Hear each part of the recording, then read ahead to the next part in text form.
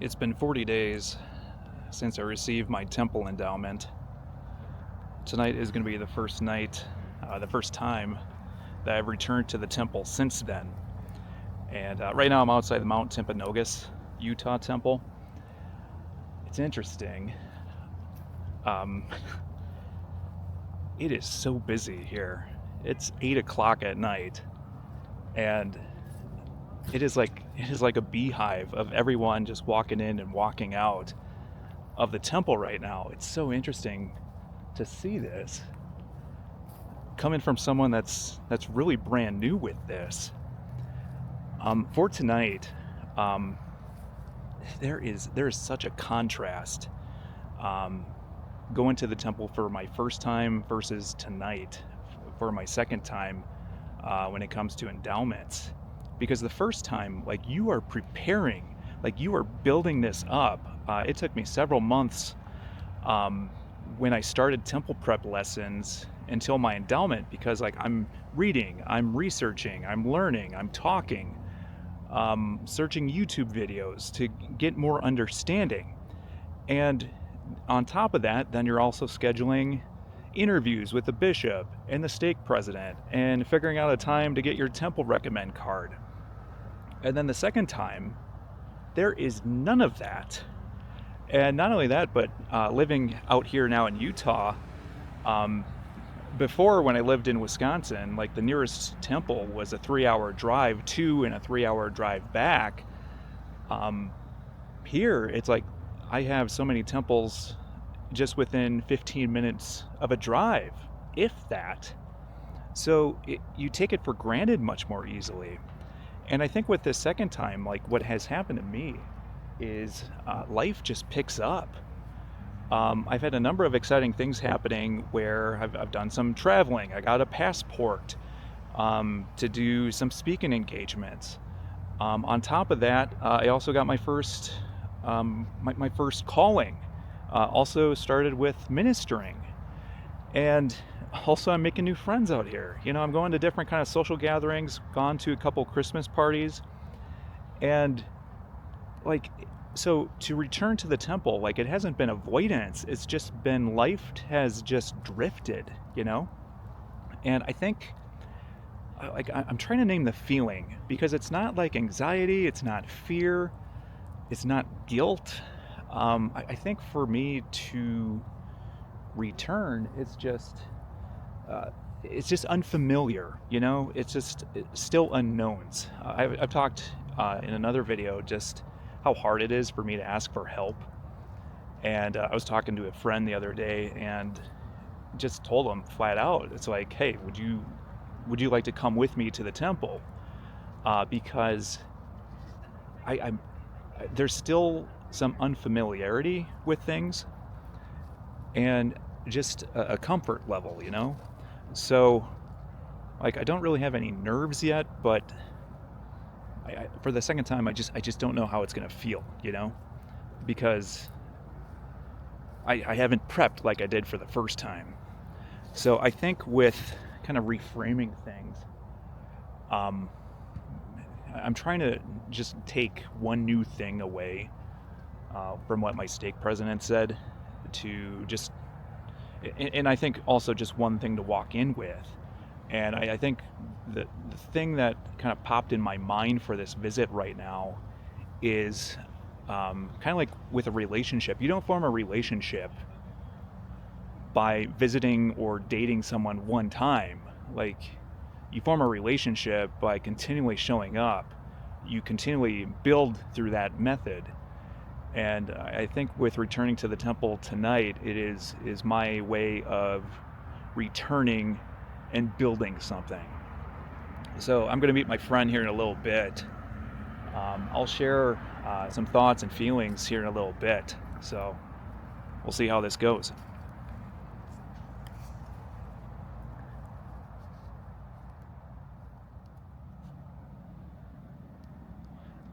So it's been less than 24 hours since I completed my proxy endowment. A little bit quieter, as I film this.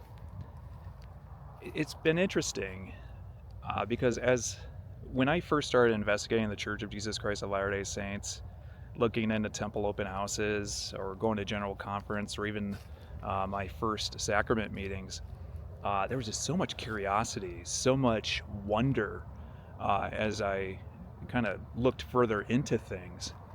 And one concern that I've been having is as I continue on, that novelty, that curiosity, those unknowns, like I start filling in the blanks, and my wonder kind of declines, you know. So with this second endowment, it's like, am I going to walk away with any kind of themes or any kind of interesting thoughts? So I had to sleep on things after yesterday, and there's just so much more to unpack as I'm learning about this. So yesterday, I was a little bit surprised. I think walking in, I had more nerves than I did for my own endowment, which I think is strange. And I think a part of that is just the constant motion that's going on in the temple with people walking in, people walking out. I'm still so unfamiliar with things that because I am so new, I'm seeing all these people who know what they're doing. But me, I'm still very iffy on things. And besides, with the Mount Timpanogos Utah Temple here, it is a large temple. I was reading, I think it was dedicated 1995, 1996, I believe. And it basically was a need because Utah County, the Provo Utah Temple at that time, like they just were not big enough. They were at full capacity and needed to do something new. And they built this giant Mount Timpanogos Utah Temple. So one thing I thought's interesting too is there are so many people that are taking pictures outside the temple. It's like I never see, other churches where people are taking pictures outside the church or anything like that. It's just much more of a reverence. It's much more just magnificent. I feel like for members who attend the temple regularly. For me myself for this visit, I was still iffy on a lot of things. So I feel help matters. So my friend was able to kind of fill in some knowledge gaps that I still had, and that helped me out tremendously. And it took pressure off. It helped me settle down a little bit. And like for instance, because this was going to be my first proxy endowment, I didn't even think about bringing an ancestor's name for this. So he helped me with the office, kind of got some things figured out from that standpoint. And because I do have so many family members, direct ancestors, I should say, that have temple work to be done, I can't even process the weight of it yet. So my great grandfather on my mom's side, his name was Louis. That was who I did the proxy endowment for this visit. And obviously, like I can't share a whole lot about the exact specifics of what happens in the temple. I'm just going to share thoughts and feelings from what I took away from this. But inside, I felt much more comfortable. The anxiety had completely lifted, and to a certain extent, even though I was more comfortable, I was much more alert, which I thought was interesting. The biggest thing that I wanted to take away from this visit was because of my own endowment, I didn't really get much of a chance to spend much time to pray or meditate or reflect inside the celestial room. So for this particular endowment session, I want to really take advantage of that this time. And when we walked in there, my friend mentioned something that he had heard. I couldn't find any sources about this online, but President Hinckley, as he was, I guess maybe doing a walkthrough of the temple before its dedication, he looked at the chandelier in the celestial room and didn't think it fit the scale. So he mentioned that the chandelier should be bigger. So one interesting thing that I want to do for this is I want to bring in a question to pray about in the celestial room. just about future plans for me, myself, and just, like, what do you want next from me, Heavenly Father? Because I completed the third round of 52 churches in 52 weeks. What's next? And I think as I'm looking up at this chandelier, which, according to my friend, was bigger due to prophetic thoughts and insights and revelation, it's like maybe I need to take that prayer, what I was going to be asking, and because I do have a tendency to think small, I have to think bigger, you know? So that was kind of one of the big things that I took away from this, just from a personal standpoint. Also inside, uh, with a celestial room, um, this was my first time to kind of understand the stillness and the quietness that happens inside. So, like, there's still some quiet conversations going on. I think one thing that the closest that I can compare it to is I've gone to a couple of Quaker meeting house meetings, and that's kind of similar. Where when you walk in, there is this quietness that's going on, but obviously in the temple, it is a completely different environment that you're going through. And even to a certain extent, I was feeling that the stillness, like, it felt earned, if that makes any sense.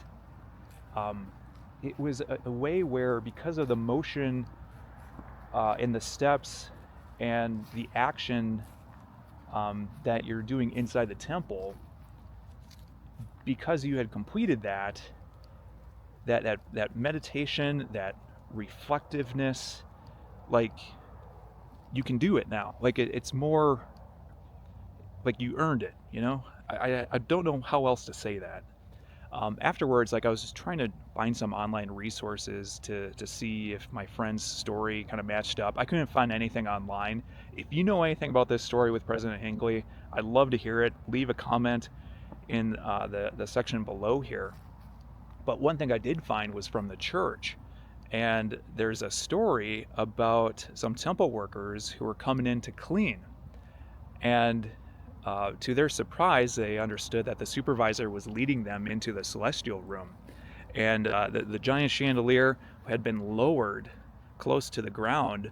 And the supervisor instructed these temple workers how to meticulously, with precision, to clean every crystal, thousands of crystals that was a part of the chandelier, how to clean it, how to make it as radiant as possible, because when all the crystals had been cleaned, it just shone with this brilliant light when they were done. And right as they were kind of finishing up, the way that the sun was hitting the window inside the celestial room, because it hit all the crystals of this chandelier perfectly in this particular way, the prisms of rainbow colors, this splash of color that just spread throughout the celestial room, was absolutely magnificent. And I think from this visit and just that thought, like, if I had read about this walking in, I don't think I would have recognized the beauty of this. But after just being mesmerized and looking at the chandelier as I was kind of praying, it's like, okay, like, Heavenly Father, He will supply the light. And when that hits us, as thousands of crystals in this chandelier, as millions of members of the Church of Jesus Christ of Latter-day Saints on this earth, how do we take Heavenly Father's light and how do we reflect that? How do we make that rainbow color splash in the lives of those around us in this world? So from this visit, again, I didn't think I was going to walk away with much to kind of contemplate and have like a theme to kind of anchor this visit with. But now, like, I'm thinking about this chandelier. I'm thinking about that metaphor about how can I take Heavenly Father's light and just reflect that and direct that into other people's lives.